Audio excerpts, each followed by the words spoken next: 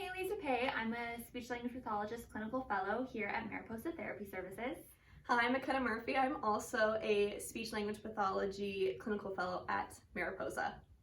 So this video is to tell you about what to expect if your child is receiving a speech and language evaluation in the schools. The first step is to meet for the MET1 meeting. MET stands for Multidisciplinary Evaluation Team, and this team includes yourself, the parents, as well as general education teachers, the special education team that can also include the speech language pathologist, as well as administration team from your school. And the main objective of this meeting is to discuss any concerns that any member of the team has and to decide whether or not an additional evaluation is needed for your student. So at the conclusion of this meeting, the team will decide, okay, does the student need an evaluation or do we have enough information to go from there? Assuming that your child is going to need an evaluation, the school is going to have you sign a form for permission to evaluate, sometimes abbreviated as PTE. And once you sign this form, the evaluation process will be able to move forward. In terms of timeline, you can expect that between the time of the MET1 meeting and when the PTE form is signed, the team has 60 days to complete the evaluation and to meet again. You can expect this timeline to be a little bit shorter if you're just receiving a speech and language evaluation. However, if multiple providers are doing evaluation, this timeline can be extended. However, it won't go over that 60-day period.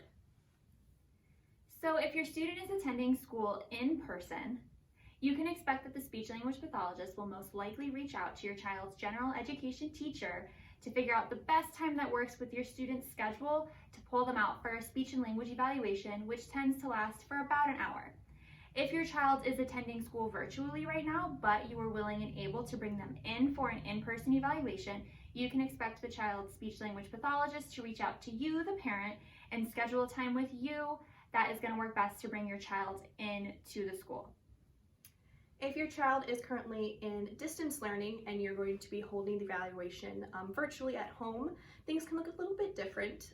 You can expect the speech language pathologist to reach out to you, the parent, to schedule a time that works best for you and your student to hold this virtual evaluation.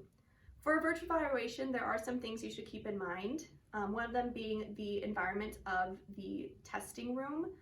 This can be in any room in your household. However, it is best if it can be distraction-free of any distracting toys or television or music, as well as background noise. You want to make sure that your student is focused and can hear the speech language pathologist while they're doing their evaluation.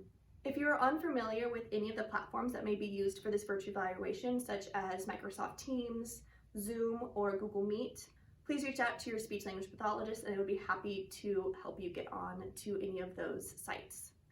If you have a younger student, it might be best to have an adult present during the evaluation to help with any troubleshooting, connection issues, or if the speech language pathologist has any questions. Another thing to keep in mind, if you are in the room with your child, please refrain from giving them any hints or cues about the different evaluation questions, as this can affect their scores. So now all the evaluations are complete. The next step is going to be having a MET2 meeting, which again, a reminder, that stands for Multidisciplinary Evaluation Team. So after all of the evaluations are done, the team is going to meet again, and all of the different providers who have completed an evaluation are going to go over the results. And at that point, the team as a whole can make a decision of if the child qualifies for special education services under a variety of different categories.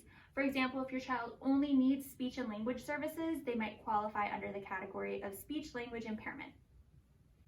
So after the conclusion of the MET2 meeting, the IEP meeting, which is the Individualized Education Plan meeting, will take place within 30 days. The purpose of this meeting is for the team to come up with goals for your child, as well as any accommodations that may be needed in the classroom, as well as service time in minutes, so how often your child is receiving these services and for how long. Thank you so much for listening to this video. We hope we answered some questions. If you have any other questions, please don't hesitate to reach out to your child's school and their special education team. Thank you.